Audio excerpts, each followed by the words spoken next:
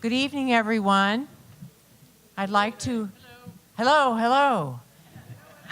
I'd like to welcome everyone here to our annual community meeting. And I also think it's a fantastic coincidence that it's on the first Tuesday night. Who saw the rock and roll pictures out there? Woohoo! There's the old Mill Valley, right? Anyway, I see many familiar faces. I think you all know what we're doing tonight. Mostly, we're here to answer your questions and hear what's on your mind. We're going to give you a little snapshot of what we have accomplished in the last 12 months since we saw you last year. We'll talk a little bit about what our focus is going forward. And then we're going to open it up to this wonderful panel of council members, department heads, city manager, and it'll be your turn to ask your questions. We have question cards going around and people who are picking them up, so that's one way to do it. You're also welcome to come to the microphone and give your question that way. And we're going to give everybody about 2 minutes to just say what's on your mind, and then we'll get your questions answered. And so with that, I'd like to acknowledge and welcome my council members on the dais tonight. Vice Mayor Jim Wickham, Council Member Sashi McEntee, Council Member John McCauley, Council Member Jessica Jackson. And moving right on down after that is Chief Tom Welsh, our Interim Planning Director Carrie Svanstrom, our inimitable Finance Director Eric Erickson, our librarian, Angie Brenner, our DPW Director, Andrew Poster, our Recreation Director and host for this evening, Jenny Rogers, and our Interim Police Chief, Jackie Graff. And right here next to me is Jim McCann, our City Manager. We have a great team. And with that, I'm going to turn it over to Jim McCann to give a summary of what we've been up to since we saw you 12 months ago. Jim? Thank you, Stephanie. Thank you, Council. Thank you all for being here. We've been very, very busy, and I could go on for about a day and a half about all the things we've accomplished, but I'm not going to do that. First, I want to thank the City Council very much for their terrific partnership and terrific leadership. They're very clear, they're very determined, and they provide wonderful leadership to me and to the staff. I want to thank the staff. Bunches of them are here, so just thank you for all your terrific work. I want to thank our many boards and commissions. That's a way that the voice of the community gets heard.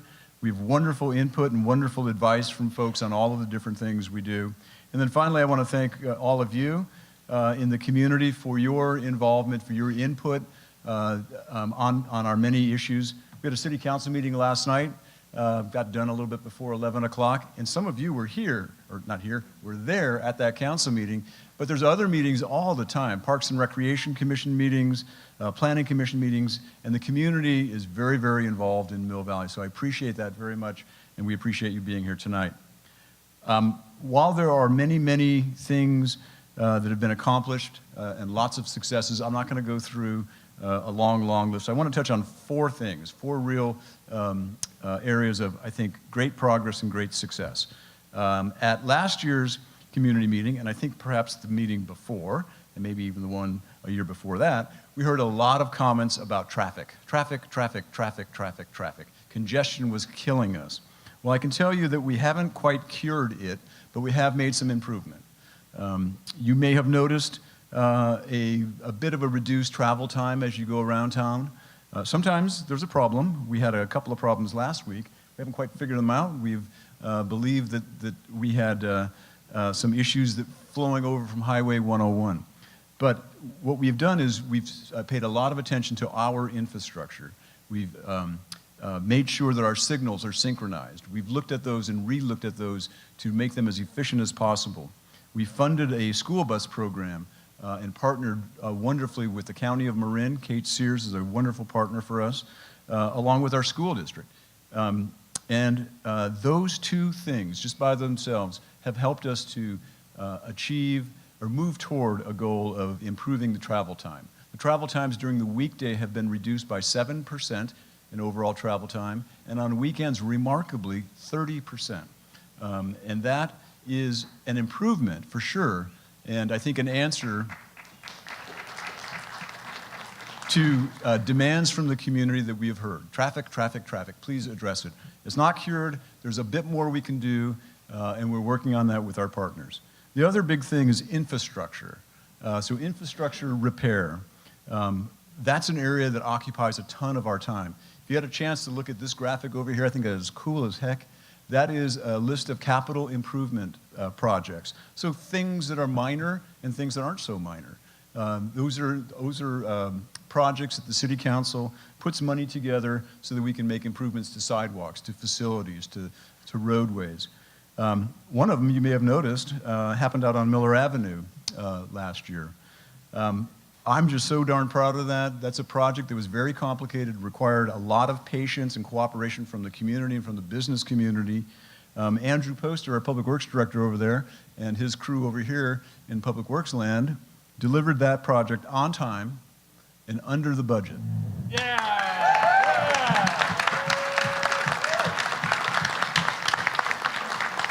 There's a real jazzy piece of some kind of plastic over there that is an award that we received, look at this, from the state of California, noting that our little project was selected statewide as the most outstanding overall street project in the state of California. So we're kind of proud of that. We're also proud of other stuff like pothole repair and slurry seals. Mr. McCauley is a champion of that. And we've made tremendous progress last year on that. Our wastewater treatment plant is another quiet piece of infrastructure that we're going to tear up and replace. So that's going to start tomorrow at 4 o'clock. We have a groundbreaking, and you're all invited, tomorrow at 4 o'clock, where we will formally begin that project. It's already been underway a bit, but that's a complete reconstruction of the wastewater treatment plant over a series of phases. The first phase will take about 2 years, and we'll move forward. We're all going to have to hold it during that time, by the way. Just 2 years, though. It's just 2 years. Two other areas, community programs and facilities, like this place, pretty nice place. The City Council provided funding and direction to Jenny Rogers over here to fix it up, buff it up, clean it up, and she did. So we put in about $300 and something thousand last year just to keep this place, which is 16 years old, I think, looking good and serving the community. And so just a tremendous investment. Steps, lanes, and paths. We had a lot of discussion last year about steps, lanes, and paths. The City Council moved forward very deliberately with steps, lanes, and paths. We've taken very deliberate action to protect them, to enforce our rules, to improve them. There's a couple of pictures over here. Maybe you saw the slides earlier of volunteer projects and projects undertaken by our public works staff to improve steps, lanes, and paths and to build new ones. We just approved an action last night that will move forward with the design of 5 steps, lanes, and paths over the next few years. So tremendous progress there. You may have seen a picture up here of the boat dock just over that way. There used to be one some years ago. It's back. So go get your kayaks and paddle boards and get out there. Public art. Tonight, as the mayor indicated, happens to be the first Tuesday art walk. Tremendous fun. And we're expanding our art program to include public art, so sculpture and other fun things around the community. We've got 2 bathrooms coming up, 2 public restrooms. Last night, the City Council took action to approve a partnership agreement with our tenants at the depot, which will help us to move forward this year with the construction of much-needed public restrooms in the downtown area. I'll also say that we're moving forward at the City Council's next meeting with authorization to move forward to build a neighborhood bathroom at the Sycamore Park, one that's been long desired and long planned and approved, and it'll be moving forward. My last area of accomplishments relates to housing. This is an area that Councilmember Sloan, when she was mayor, championed and urged us to move forward. We did that last year. We adopted an affordable housing impact fee which is in place now, and we will begin collecting fees later this year. We also had, I think, a very successful housing summit here in this building last year, right toward the end of the year in November, and that identified a number of programs and projects for us to pursue, and we're doing that now. So those are just a few of the things that have kept us busy, and I think the mayor's going to talk about what's coming up. So thank you.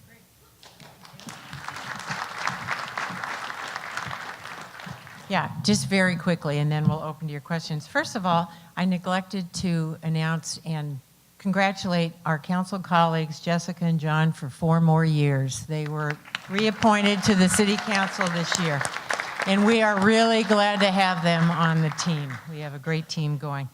I also want to just acknowledge this community. You know, I hadn't gotten in the door but 3 minutes, but people walked up to me with issues that they cared about. This happened to be Susan and Tanaya talking about the Scott Highlands pathway that they'd like to have through the golf course. Then we had bike lobbyists who want new bike improvements. And then we had a very kind acknowledgement from Robert Kilby for one of our employees, Tony Boyd, for a service that he had rendered promptly and courteously. Thank you very much, Robert, for that. And this is the kind of wonderful community that we live in. We are doers, and we notice things, and we want to take care of things, and we want to improve things. And that's what your city council and your city staff are here to do for you. So thank you to you for being so involved. It makes our job very worthwhile. This year's priorities are a carry-on of last year and the year before. In the city, our work is never done. It's like painting the Golden Gate Bridge. You get to one end, and it's time to start and go back to the other end. So top priority for me, and I think the entire council, is wildfire prevention, okay? That is the big issue, and we are working hard. Our chief, Tom Welch, our police chief, Jackie Graff, will tell you more about this tonight when you have questions and answers. Traffic congestion, we've made improvements. We can never do enough on this. It's part making our roads flow better, and it's partly finding ways to get out of our cars or not take as many trips. So that's something we're still going to be working on. Infrastructure repair and replacement, always great, never done, whether it's sewers, roads, and potholes. So that's a big feature. The housing issues and land use that we talked about earlier when City Manager McCann made his comments. Financial matters, it's a big budget year for us. If you think this is fun tonight, come on down in May to our budget hearings and let us know what you want to make the priorities. We'll be having that discussion for the next 2 years of what we'll be funding. And then finally, golf course matters. We've fixed the boat dock, we fixed the tennis court, we fixed a bunch of stuff. It's now time to take a closer look at the golf course, and so we invite that conversation a little later this year. So, those are the high points. It's time for your questions and comments. I think we'll start with some of the ones that we have right here. So I'm going to sit down, and the way this will work is that I'll read one, and then the appropriate council member or staff person will respond. Here's a good one. Maybe here's a question for our Public Works Director. Are there plans to put pedestrian lights at the new pedestrian crosswalks on Miller? It's dangerous out there. Drivers are not used to the new crosswalks.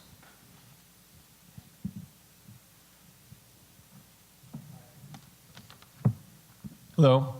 Thank you for that question. And the answer is we are continuing to work on Miller Avenue. We've identified a number of issues with Miller Avenue since the project has been completed and accepted by council.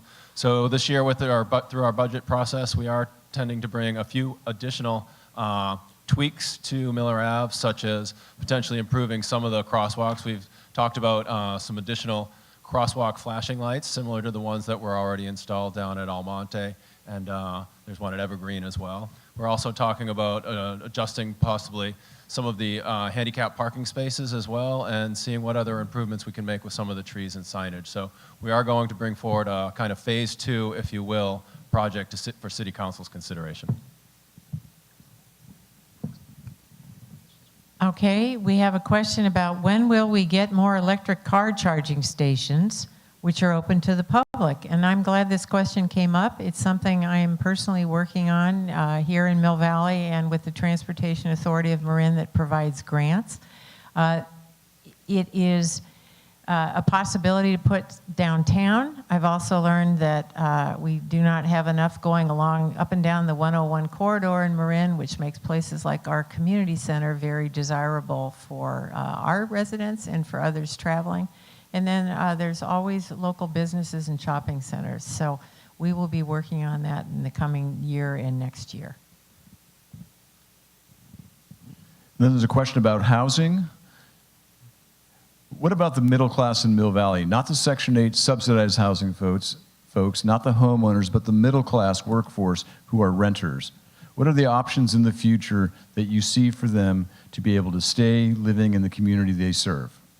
Teachers, social workers, police, small business owners, etc. I think Jessica might.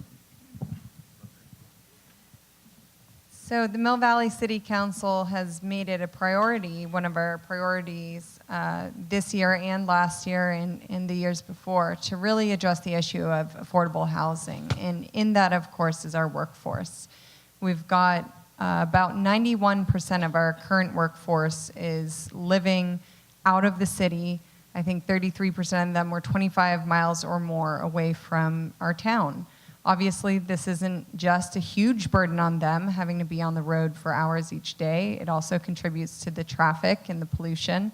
And it really tears the fabric of our community, having people who work here not be able to live here and participate in the community themselves. We've taken a lot of steps to address affordable housing. I think the city manager started to name a couple that we did last year, including passing the affordable housing ordinance, which established the impact fee. We've also established inclusionary housing at 25%. So which is a huge deal. If you come in here as a developer and you're building 4 units, one of them has to be affordable now. In previous years, it was 1 out of every 10, so this is a huge improvement. Of course, we have issues with how much building is actually happening here in town. It'd be lying if we said that was going to solve this problem. So we're continuing to look at this. We are addressing the issue of ADUs, the accessory dwelling units, also known as second units, looking at how we might be able to deed restrict those in the future to rental if we, in exchange, give a bonus to your total allotted square footage. We're looking at, we've now established that fund through the impact fee, so we're going to be exploring some of the things that came out of the summit, which included possible grants and down payment assistance, possibly using it to offset costs of rent, possibly using it to help protect and deed restrict current housing that might be otherwise threatened in our housing stock, looking at building new units, not the city building, of course, but working with a private partner to get some more units built. So this is of huge concern to us, and we're continuing to plug away at it this year. I'll see if, Carrie, maybe you have anything to add to that. Sure, thank you, Councilmember Sloan. So that's actually a number of items, a couple other things that we are working on, which will help make for both older homeowners as well as those who want another source of income. We're working on a junior second unit ordinance, which helps sort of give options for renting out spaces within your home. And then we're also looking at policies related to the loss of our existing housing units so that we don't have multifamily that's being consolidated and made to be larger luxury units, but is maintaining the number of units and policies related to that. And I might invite people to come up to the microphone too, and we'll mix the written community or questions along with microphone time. That last item also that Karen mentioned is very important. We have 6,800 front doors in our city. Over 2,000 of those are apartments, existing apartments. And one of the risks that is out there is that apartment buildings will be knocked down and converted to much more expensive ownership units. And as Carrie said, one thing we're looking into is a penalty fee associated with removing rental units from our stock. That's something we're able to do legally, and we're looking into that. And that could one of the things we're trying to do is protect what we've got in addition to deal with new development.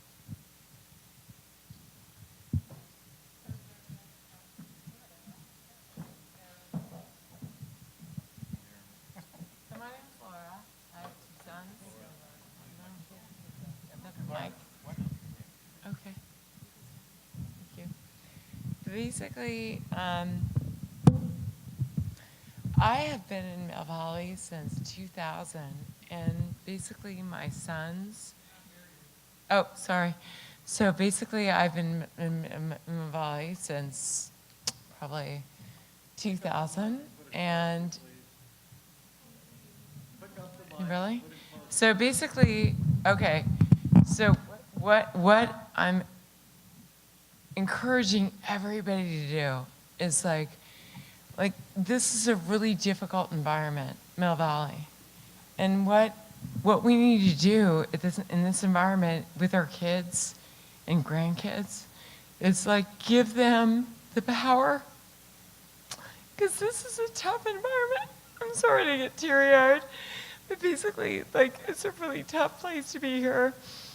Like, you're trying to, pay for everything and do everything, and basically, it's not easy. And you know what? It's hard. It's hard to be, like, a board member or a mom or a person in this community, because you have, like, all these incredible bills to pay, and you've got property taxes, and you've got like all this stuff going on. So basically, like, your children are everything, right? So you've got to cater to them all day long. And that's what I've always done. But these people on this board have actually, like, not only cared to their children, but they've actually, like, said, okay, I'm going to do this now, right now. I'm going to do this board member thing, and I'm going to be on the board, and we're going to do this. It's hard. It's hard in this community. I used to live in Florida. I used to live in Ohio. And guess what? When you live in Ohio, it's a lot easier, right? So you don't have like a $5,000 mortgage or whatever's going on. You have like an easier time because it's not the way it is here. So basically, so these people are amazing, and they're such like pinnacles of our society. But basically, I'm sorry to get emotional. Thank you. You know what? How many of us remember raising our kids and how much we ran around and did things for them, and right, like everybody in this room, or had kids in your neighborhood that you were looking after? It is. It's a really intense time. There are never enough hours in the day. There's never enough money in the bank to do all the stuff you want to do, right? And then you're driving and commuting and doing all this. I hear you loud and clear. But everybody relates to that, right? Yeah. And you know what? The answer? We do the best we can, and we just give yourself credit for what you're doing, because none of us are doing it all, but we're doing the best we can. So, right? We're all doing the best we can. Thank you, Laura. Thank you for coming up. Cool. All right. Let's do the next one. Yeah, can you hear me? Yes. My name is George Wilson. I come to you as a stranger from New York. I live in a comfort zone called the Redwoods Retirement Community. And it is a great comfort zone that has been provided for me. And I just want to explain my gratitude for the community having the insight that came out of a church, the Congregational Church there, community church, had that idea. They said, we should have that. So they put their heads together. Some of them mortgaged their houses. They went ahead out and did this marvelous thing called the Redwoods Retirement Community. It's a model community for the nation. Now, I speak from that standpoint of comfort to an issue that is rather uncomfortable. And I would like us all to take it seriously. Some of us went to the county council of supervisors for 2 meetings to deal with the housing issue, especially with renters renting people renting in this community, in this county. And they came up with the ordinance, which I can show you, or which I'm sure you're aware of, which they are trying to give leadership to the county with regard to relationships of landlords and their tenants. Landlords and their tenants, according to the supervisors, should be treated this way. They cannot, without just cause, go ahead and be influenced by the fact of the dictate of the landlord saying, I'm going to raise your rent 50%. They can't do that. According to the law, without this, without mediation, without someone coming in and mediating with that family, that they're only supposed to be allowed to do 5% a year. Now we see and have meetings of children that have been thrown out on the streets of our communities in this county, and that they don't know what to do because their rents have been increased so much that they can't afford to live there anymore, so they have to move out. Some of them have been abused by landlords. My time is up, but this issue is in our community, and I wish we would take a severe look at it. Thank you. Thank you, George. I should have mentioned that Becky, sitting in the front row, is armed with a timer. She's nice, though. She has a little sign that'll help you keep track of your time. So trying to be nice there. But that same question that Mr. Wilson raised was also raised by someone else about mediation. And I should note that we also got another question from Chris Caproni about our affordable housing programs, specifically about the advisory committee that the City Council is creating. We have 2 council members that will serve on that advisory committee, Mr. McCauley and Councilmember Sloan. Our Planning Commission will be appointing their representatives, 2 representatives from the Planning Commission at their next meeting, and we'll be going out seeking input from the community, one position at large that we'll be doing later this month. And then that group will get together and start its work in the summer. So that's moving forward. And with respect to the mediation request, Carrie, can you talk about that as it relates to the housing programs that are moving forward?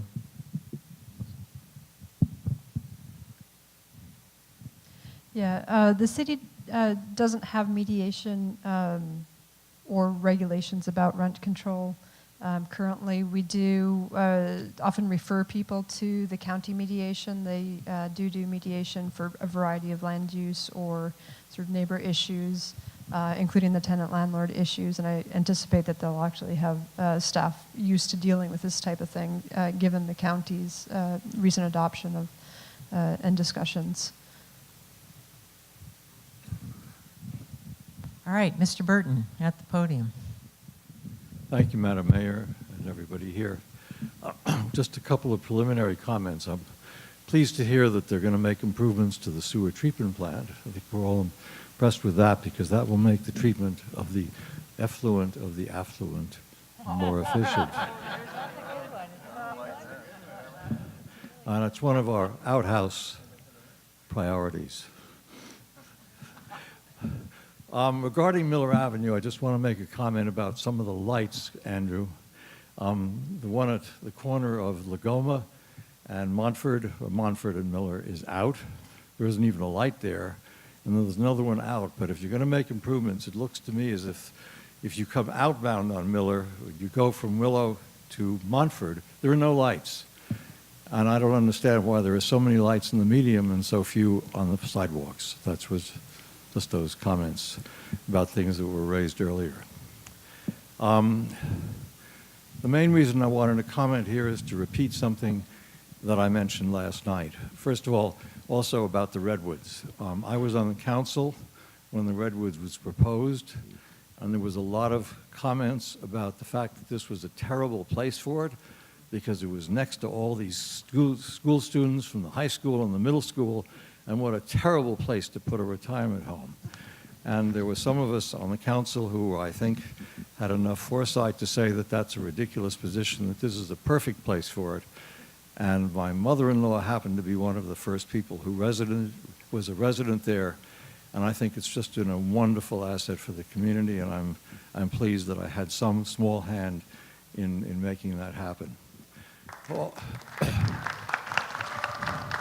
also, when I was on the council, or actually before I was on the council, when I was first kind of getting involved in public affairs, and this is a repeat of what I said last night, but I'd like the council to hear it again, and the staff and everybody here, it was the time of all the protests against the Vietnam War.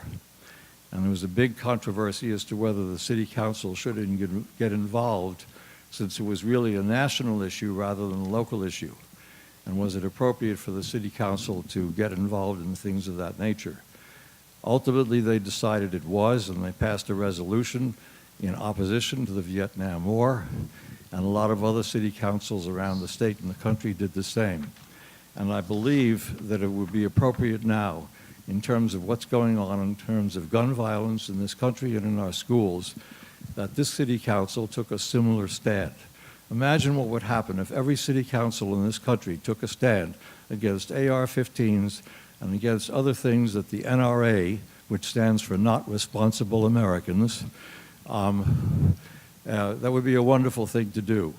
You may think that it has nothing to do for us in the local community, but so did the people in Parkland, Florida, and it could happen here. It happened again in San Bruno, California today.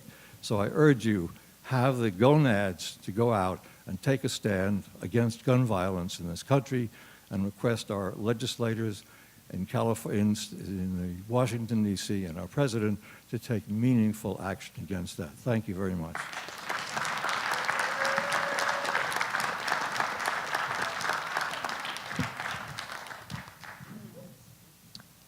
Okay, thank you for that. A little closer to home, yeah.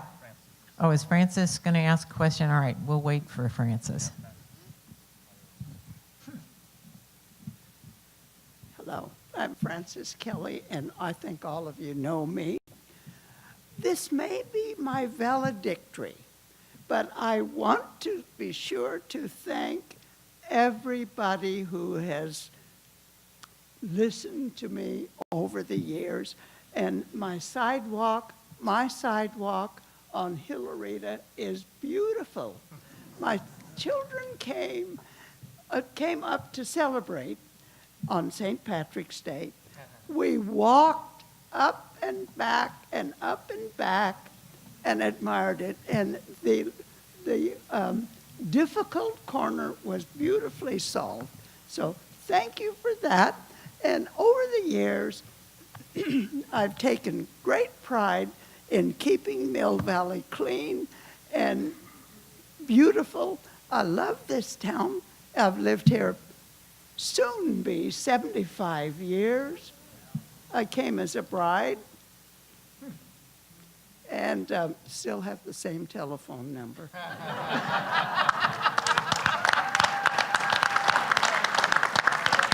Thank you. Thank you. One more special word to the engineers who came down, looked at my problem. My son and I went up and talked to him. Came down and looked at the Hillarita problem because they were not familiar with it. And he telephoned me 2 weeks later to tell me, have I done it? Okay.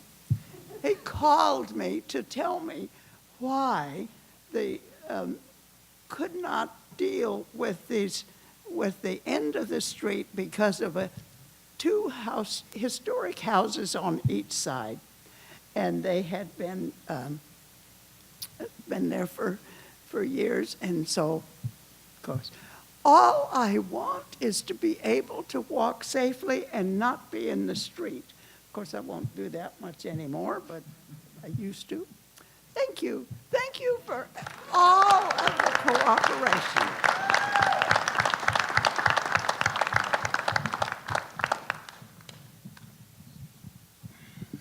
Tough act to follow. My name is Christopher Caproni, a 31-year resident of Mill Valley. Jim, thank you for acknowledging my question earlier. Raised 2 children here, married, 2 careers. The first speaker raised a challenge, and the challenge for all of us. If you're a single parent raising children in this community, it's a huge challenge. I was the last couple city council meetings, the fire chief right in front of me, doesn't live in Mill Valley, lost his home in the fires. The thing that got me fired up a few months ago was reading some statistics that came out of the Affordable Housing Summit. 91% of the people, and Jessica, I think you referenced it tonight, 91% of the people that live in this or work in this community do not live in this community. My mother-in-law lives at the Redwoods, has for about 5 years. There's a new CEO there I'm meeting with tomorrow morning. We're going to talk about his assistant who drives 2 hours one way from Vallejo, one way. And I talked to Will on the phone a couple weeks ago. I said, Will, I've joined this Affordable Housing Committee, and by the way, I want to change the name of it to Workforce Housing, Jim, thanks to you, or Essential Housing, thanks to others, because this community has an opportunity to do the right thing. And there's developments underway, and there's potential new developments. There's a lot of great people in this community, and first of all, compliments to all of you for sitting up there and being leaders, taking the heat. I was at City Council last night, 2 hours on the depot. The trellis. Okay, that's the final issue there. But my point is this. Raising children in this town has not been easy. It has been challenging. We've had 2 homes here. First home, I was a neighbor of Bob Burton's, top of the Dipsy Stairs. First 8 years, it was a historic home. It was the Alpine Inn Dance Hall. I found a player piano. There was no player piano, but I found the still and a toilet in the backyard when we finally cleaned up the place. So I believe it was a hootenanny or something. What I want to get to is this. I believe we have an untapped, what I call low-hanging fruit potential. We have underutilized existing housing stock in this town. Okay? We have a demand from our workforce, some percentage of them, I don't know what percentage, let's say 10%, would like to live in this town if they could. We have a desire to reduce traffic in this community. I was in a traffic jam a few years ago behind Jim McCann. John McCauley. I didn't realize I was behind him, but I texted him a picture of the traffic jam. He was about 10 cars ahead of me. And he said, "Who is this?" 30 seconds, okay. What I would encourage is a sense of urgency about the low-hanging fruit. You can solve some of these problems quickly. The other ones involve administration, red tape, government. We all know the challenges there. And I respect you for stepping up and willing to lead. It's hard. I will do my part to work in conjunction with the Mill Valley Affordable Housing Committee and the city leadership. This is why I'm particularly interested in this advisory board coming together sooner than later. I think the summer's great. But we're going to go out and get the demand survey done. We'd like to get the supply survey done from the existing housing stock for people who live alone. They're seniors, they're isolated, they love to have somebody living in their home. They don't necessarily need to have the market rate rent. Okay, and there's programs out there that I haven't heard anybody talk about yet. And I'm in the mortgage lending field. And I'm not doing this for me, because I don't have these programs, but I know people who do. And this community could get very creative and come up with solutions to solve some of these problems immediately. Long term, I realize you have to wait and be patient. I get that. Thank you. Thank you.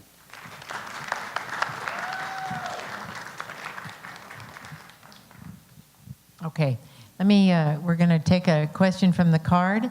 I am a member of the Scott Highlands Safe Path Committee. What are the next steps to establishing a safe path connecting the neighborhood above the golf course to Boyle Park and downtown? And I'm going to toss that one to Andrew Poster. Hello? Thank you for that question. Yeah, I've been approached by a few people tonight regarding this topic, and I am happy to say, I think as many as you know, that this has come before staff and the Bicycle and Pedestrian Advisory Committee a number of times, and it is a project that was actually included in the recently adopted Bicycle Pedestrian Transportation Plan. So the project that was adopted was to study possible solutions to the challenge of getting pedestrians and cyclists safely from the Scotts Highland neighborhood to downtown or to Blythedale, with two main routes being basically the street or through the golf course. So staff is in the process right now of putting together our proposed capital improvement projects to City Council for their consideration in May and June.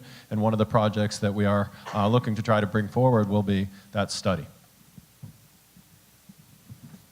Okay, we have a question here about, may we please get recycling cans in the Plaza Depot area? Often the trash cans there are overflowing with recyclable materials, and this does not properly reflect the green efforts of our city.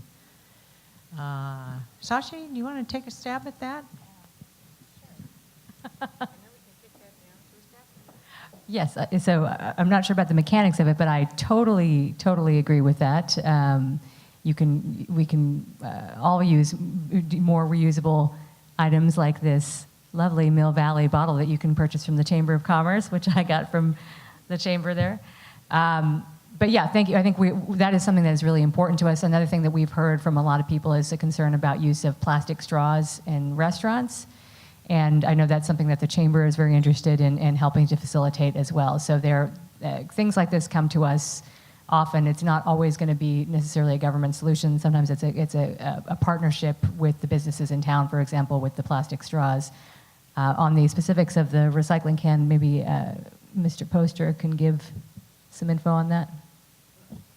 I can say that that's something that comes up quite often. I can also say that I just came from a Public Works conference where there was great amount of discussion about this, and unfortunately, no matter what amount of trash cans or recycling cans you put out there, it just seems like the public is going to put their waste wherever they want to put their waste. So it is something that we struggle with. On the other hand, with Miller Ave project, we did take a lot of time working with Mill Valley Refuse and with the planning department, coming up with two different cans, if you will, one for waste and one for recycling. And they seem to be working so well, so we're going to look at that model possibly for downtown. Here's a question that I think pivoted from the comments I made regarding travel time reduction, and maybe Mr. McCauley can respond to this. The individual says, I just want to make sure that the hard-won improvement in travel time is not deleted or lost by development that might occur on East Blythedale or along Camino Alto. And I know that John was pivotal, very involved in the development of a provision in our general plan that talks about that. Yeah, so a number of years ago when the Arena Regional Housing Needs Allocation inventory was developed, the city went and looked at all possible developable sites, and they used a criteria based on age and size and the like. And the number of units was surprising to the public. They were always there, but we never really kind of added them up before. And in connection with that, there was a fair amount of tension that surrounded this exact issue with regards to traffic. And, you know, let's not lead into a punch here and put, traffic in sensitive locations.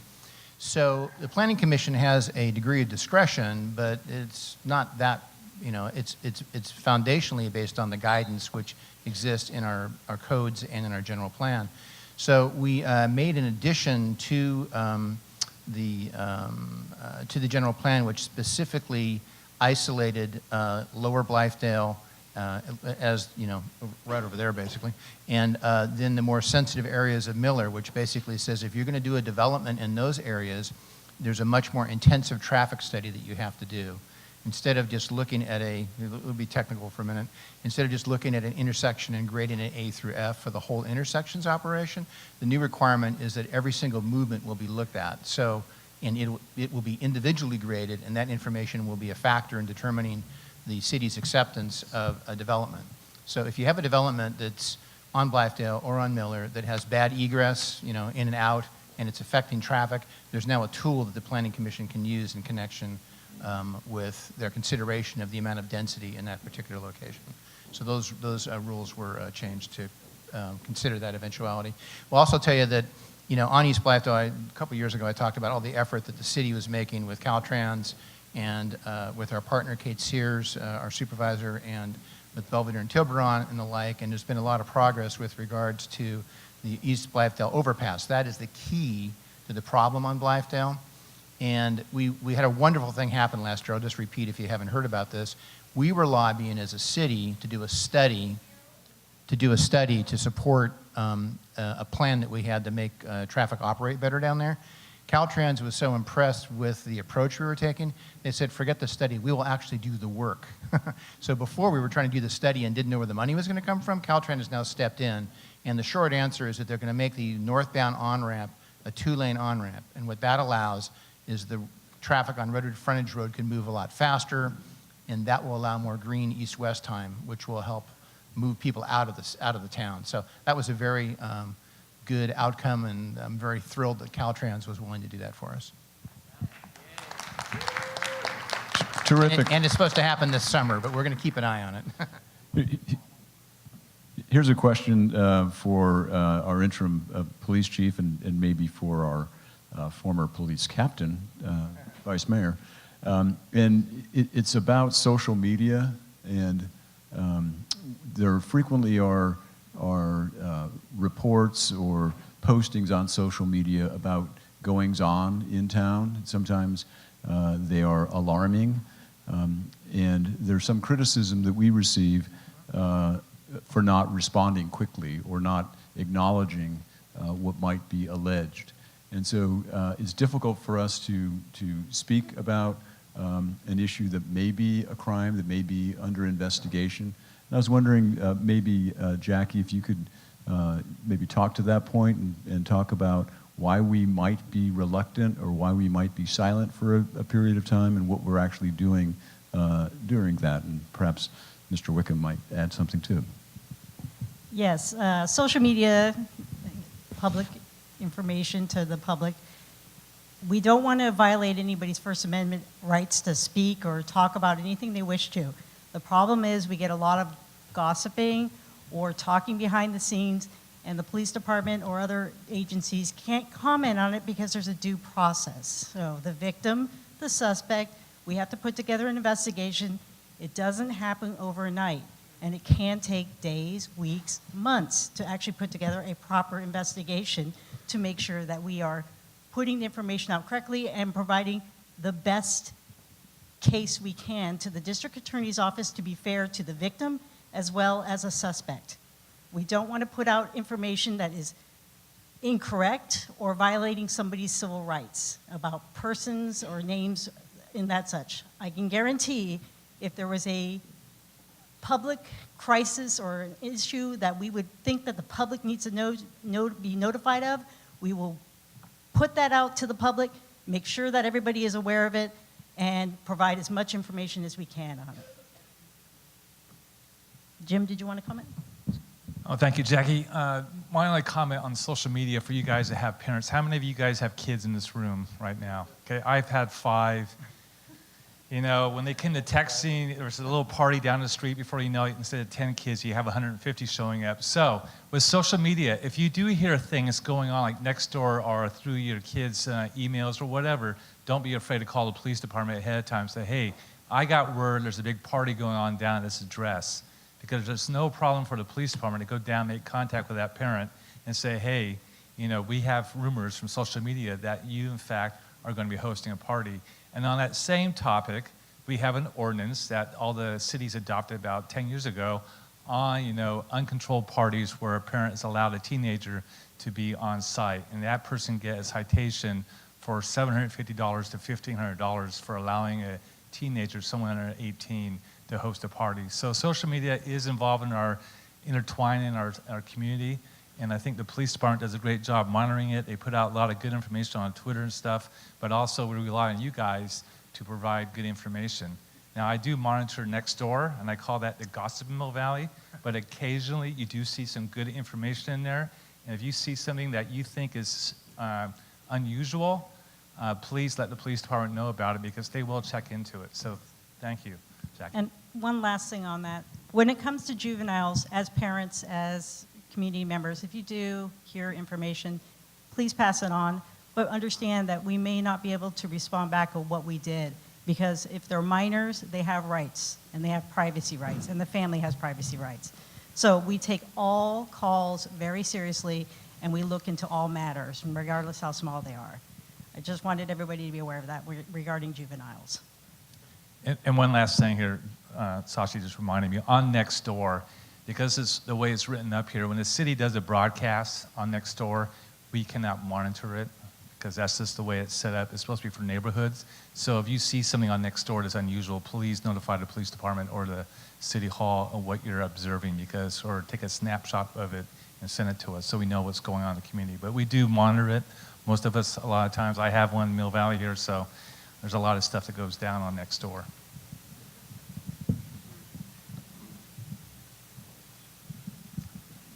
Hello, my name's June David, and I'm married, and my husband and I bought here in 1997. And we're not in the city, we're in the county. We're over on West California and Loring. And recently, of course, we have 3 or 4 huge homes being built into the hills, and our neighborhood's changing, and we don't like it. I mean, the first problem was good earth down there, and now we've got this problem. So there's nothing I can do about it, but I suggest that if you want to keep those rental apartments, you say sometimes people buy the rental apartments and convert them. Well, you can stop that but with legislation, because they have a use permit that it's supposed to be multi-unit residences, and so you should pass something so that they can't turn them into these big dwellings like we have in our neighborhood. We have a lot of small dwellings, and then we have these 3,000 square foot dwellings. And it's not going over well, as you might imagine. But my question here today is about this community center. I continually see it on my tax bill and for 20 years, so I wonder, is it ever going to go away? And then when I've tried to use the center, it's like $3,000 to rent a room, which I don't understand for a party. And when I've gone to the pool, I was shocked it was $13 to go and use the pool, and that was like 5 years ago.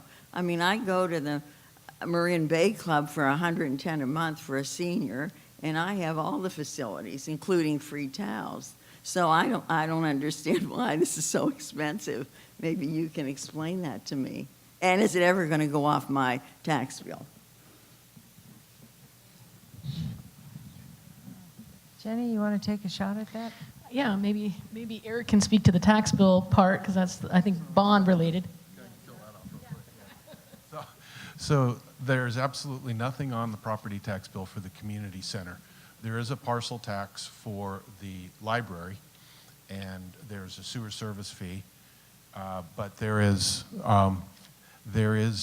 nothing for the community center. However, and there wouldn't be if you're outside of the city at any rate. I know, okay. Go home and look at it. But feel free to drop me a line. I'm there 5 days a week and sometimes Saturdays. You're right, I have the library too. So Jenny Rogers, Director of Arts and Recreation for the City of Mill Valley. I can speak a little bit to the rates here at the center. When I first arrived about 5.5 years ago, we did kind of a review of a lot of our facility rates, and believe it or not, some rates actually went down. We looked at our rental rates for a lot of our rooms here, because some of the feedback we had received from community organizations and those serving this community was that our rates were cost prohibitive, especially for the community service organizations, so we actually reduced some of those rates. So anybody who's thinking about that segment of the community center, I would invite you to come and talk to myself, our superintendents at the back of the room, Sean McGrew, and our facility supervisor, John Murphy. Raise your hand, John is here in the room. So the rates may have changed since you last looked at them, so I want to make sure people are aware of that. We do endeavor to try to keep our rates as affordable as possible. That's actually one of our major kind of guiding principles. And I wanted to mention in the last year and a half, we've done a lot with our scholarship program. So for those in the room that are really struggling, I know this kind of came up at the beginning of our meeting, I want to invite you to reach out to us about the availability of scholarships. We've had great support from our Mill Valley Friends of Parks and Recreation. I see Joan Murray here tonight, and I'm sure there's other friends in the room. And we've been able to essentially increase that scholarship fund from about $25,000 annually to closer to $75,000. And our hope is that no one would ever get turned away for the inability to be able to pay for something here. And we want this to be a community center that all of the community can enjoy. One of the things that we did in conjunction with the Parks and Rec Commission is we actually reviewed eligibility for scholarships, and we actually increased the amount of money that a family can make and still be eligible, or an individual can make and still be eligible for a scholarship. So I just want to make sure folks know about that, and feel free to talk to me more about that. We can talk offline. I like to talk about scholarships, and we're looking at ways of increasing that funding through our community partnerships and our own programming. Well, I think you ought to give something special to seniors, because a lot of, I mean, maybe not all seniors, not me, but. Stay tuned. I know our superintendent's sitting at the back, and our senior coordinator is just buzzing back there. We're working on a special card for what we call our mature adults. That's going to be like the gold card, and you can get all sorts of discounts for all sorts of things. But that's still in development phase, so we haven't rolled that out yet. So stay tuned. We're working on that. Jenny, what's the age on mature adult there? Is it? I'm a little nervous here. Oh, okay. Mature. Oh, okay. You got to be mature. Okay.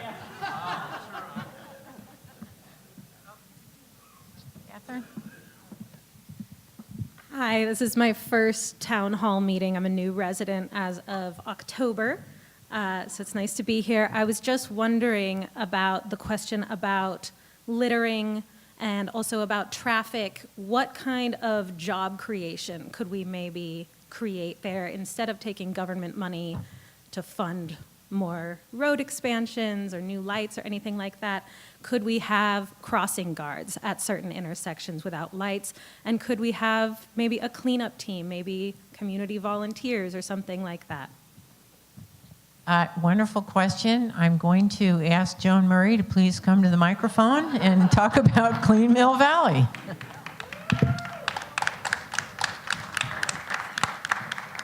Thank you. So I will address the issue of litter in Mill Valley. And about 5 years ago, there were a group of us who formed an anti-litter campaign, and anyone can join us.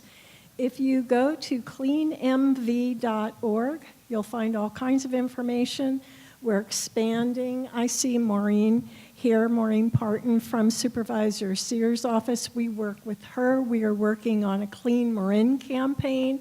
So today, Mill Valley, tomorrow, the world. All right. If I may also, as far as the crossing guards are concerned, and certainly, Stephanie, I would hope you would comment on this also. They are funded almost exclusively by the Transportation Authority of Marin through the 1/2 cent sales tax that we all pay when we buy things in Mill Valley. And there will probably be a measure on the ballot in November, although that's not been finally decided, to extend that sales tax. It pays for transit, it paid a lot towards the improvement of Miller Avenue, it pays for safe routes to school, and what most people don't know, it does pay for the school crossing guards. So it's really important that we all get behind that, and that when it comes on the ballot, that we vote to extend that sales tax, and you might want to add to that. I'm on the Citizens Oversight Committee of the Transportation Authority, which is why I chimed in at this point. Thank you. Thank you, Bob. Well said. I think I won't add to it, but I want to invite Catherine up to the microphone. I'm a mature adult who lives in Mill Valley. I've only been here about 32 years, and I too have the same phone number, and I'm very proud of that. I'm here really to comment and to sort of not preach to the choir up front about dramas. We all learned after Hurricane Katrina that we cannot wait for our first responders, or let alone FEMA, to come and bail us out on a white horse. What I've learned through my CERT affiliation is that the conflagration that took place up north that affected a lot of us personally, either through our own losses or through friends of ours, is that we as a community have to band together individually, as an individual or in your neighborhood, to work with our neighbors to figure out how to be better prepared. And I'm not just talking about keeping bottles of water for the earthquake. I'm now addressing really more the fire damage potential. And we're in a beautiful part of the world that is, we love our trees, we love where we live, but we have some issues that we have to face.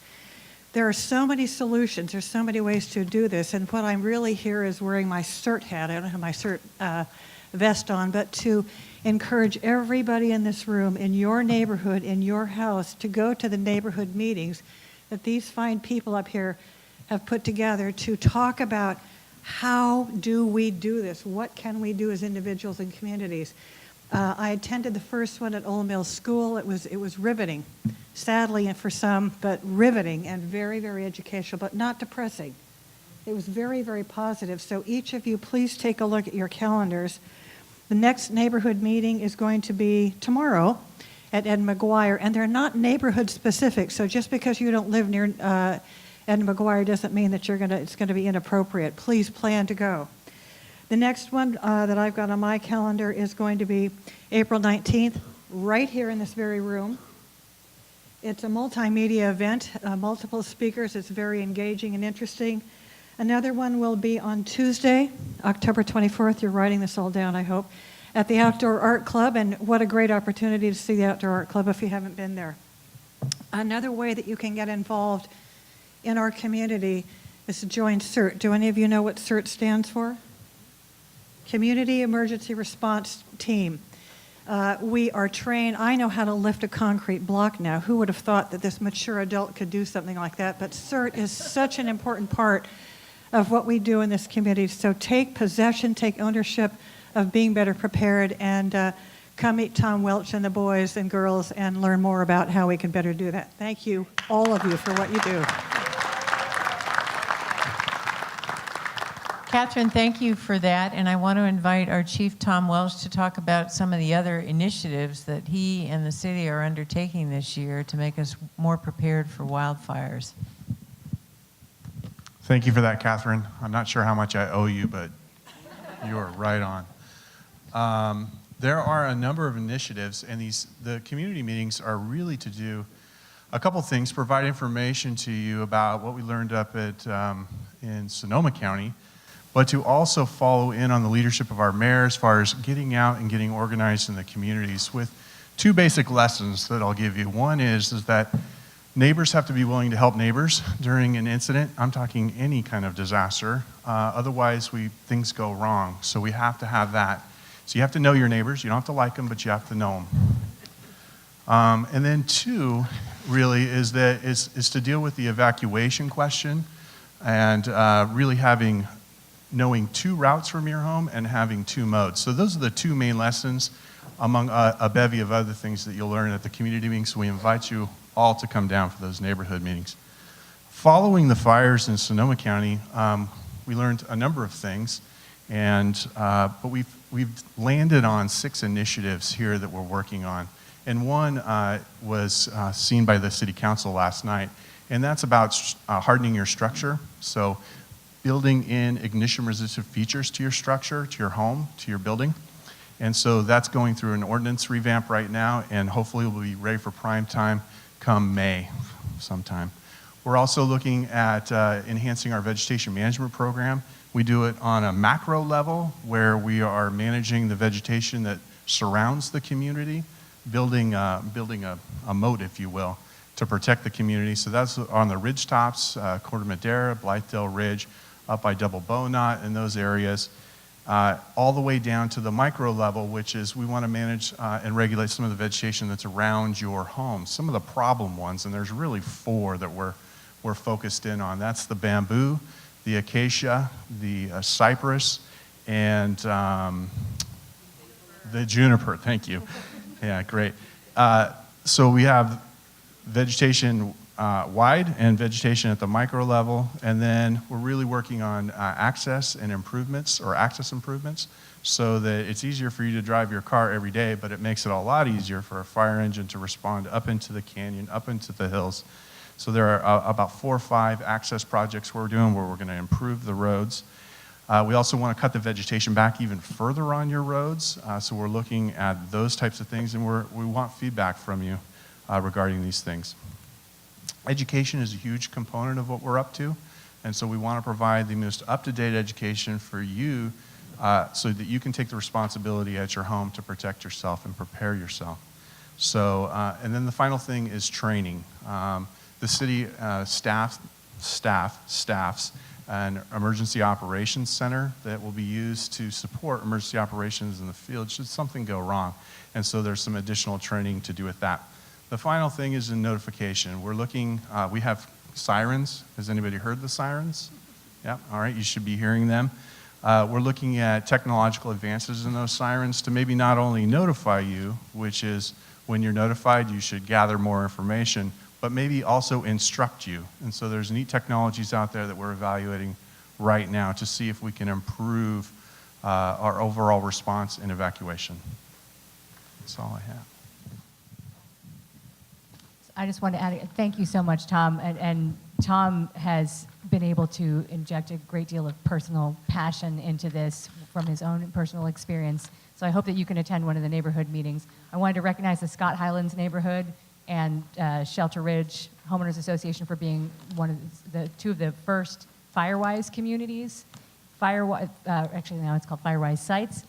Firewise sites are neighborhoods that have done a certain level of vegetation management and have put in 1 volunteer hour per person, per neighborhood per year to make their neighborhood more fire safe. And it's something that can help you reduce your insurance costs in some cases. And the more of those that we have in our community, the better. Mill Valley has something, I'm not sure if now it's still true, but we had half the Firewise sites in the county were in Mill Valley. And that is due to, in great part, to the efforts of Battalion Chief Scott Barnes there in the back, who has been a big driver in making sure that we have Firewise communities in our town. And the last thing I wanted to say was, who here is signed up on alertmarin.org? Okay, if you do nothing else, go home and go to alertmarin.org and register and put your phone number in there. If you have a Comcast VoIP phone, or if you have just a cell phone instead of a landline, we won't be able to reverse 911 you because we won't know what your phone number is. So you have to register. That's one of the ways to get alerted. Another one is Nixle, N-I-X-L-E. And what's the code for Nixle that you text? Jackie, do you know what that is? 888nixle.com, and you can register on Nixle as well, and you can get alerts. The police will also give you alerts on any roads that are closed. Will also show up on Nixle. So make sure that you're registered there. Alertmarin.org. So we're past our 8 o'clock wrap-up time. I want to quickly acknowledge we received a question on what is Mill Valley doing on sea level rise. We are working with the county to study our coastline and where our major vulnerabilities are, and we're working on some pilot projects to see how we might solve or be ready for rising tides. I also wanted to invite our wonderful librarian, Angie, to just tell us couple of things that are happening at the library this spring, because I want to make sure everybody has a chance to say something for our wonderful department heads. And Angie, what are those crazy glasses back there? I'm getting, hello? I'm getting all the difficult questions. Those are Oculus Rifts in the back, and Kate Mayfield, our history room librarian, can talk about them and explain them in much better detail than I can. You can see, from what I understand, using them with the computer, you can see a virtual Mill Valley from about 1920. And we also have, we've done a teen internship this past fall, and we have one going on this spring where teens learn 3D modeling skills and add to this virtual history of Mill Valley. And we have printed out 3D models as well as the virtual ones. And what's coming up, we're working on our May through August brochure. So look for it in the mail at the beginning of May. Thank you, Stephanie.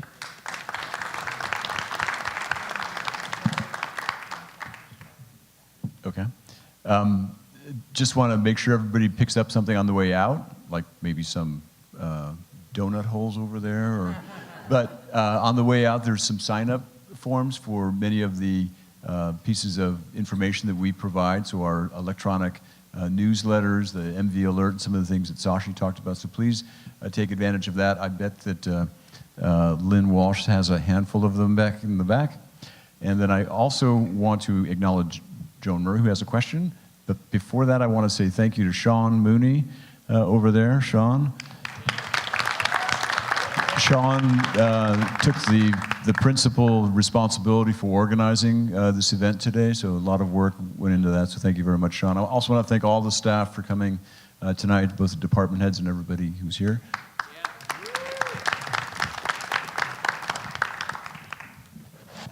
I was hoping you could mention Volunteer Day here. That will be the 28th of April, and it will be a celebration of volunteerism in the community, and it will also be an opportunity for people to learn about opportunities in town. So Ronnie Moore, who's the volunteer coordinator for Mill Valley, is organizing that event under Jenny Rogers' direction.